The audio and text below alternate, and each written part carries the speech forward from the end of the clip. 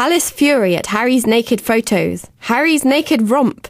Harry grabs the crown jewels. Sensational royal headlines cover the front pages of Britain's tabloids and broadsheets this morning. But they are missing one crucial thing, a picture of a naked prince. Across the British media, editors made the decision not to publish pictures of Prince Harry stripping in a Las Vegas hotel room. Why?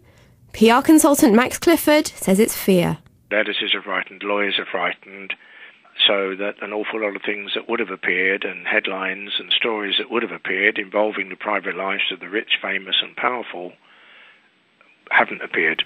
But what are editors frightened of? According to Mr. Clifford, the Leveson inquiry is to blame. In the last year or so, under Leveson and following phone hacking, editors of the national papers, particularly tabloids, are frightened to come out with the kind of stories that they would have done for many, many years to do with the private lives of the rich and famous. I think it's something that has caused an awful lot of problems for Fleet Street, and it's certainly changed the whole attitude and also the composition of Fleet Street front pages. The Press Complaints Commission is the independent body that passed on the Palace's request to Britain's papers to steer clear.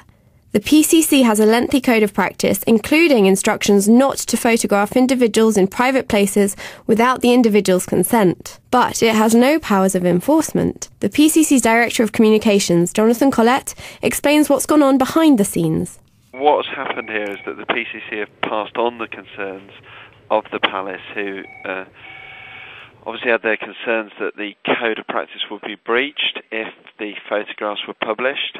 The PCC itself hasn't issued any kind of judgment or ruling in any sense. All we've done is pass on the concerns of the Palace. This is a service we've developed over time whereby people at the heart of a news story can pass on their concerns in this way, but then finally it's up to editors themselves to decide whether they or not they wish to publish the photographs. But for many, the PCC's concerns are seen as parochial and old-fashioned.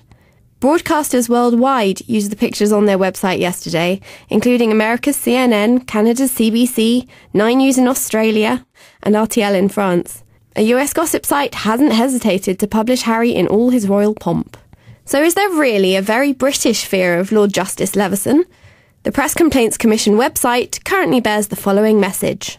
Please note that the future of press regulation is currently under consideration by Lord Justice Leveson. Former tabloid editor Neil Wallace has called the matter a disgraceful affront to free speech. But Max Clifford, responsible for some of the most high-profile celebrity stories of recent years, says the response is no bad thing.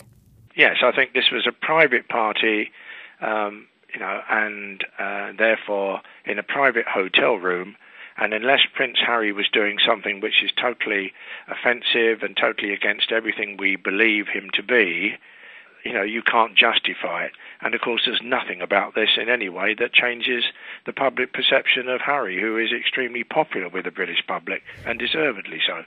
Prince Harry is the heir to the throne, an army officer, and for some, a symbol of national pride. Yet it is unlikely any of these things would have prevented publication pre-Leveson. With the Leveson inquiry yet to report, it may be a fear of the unknown that's turned the British press so prudish.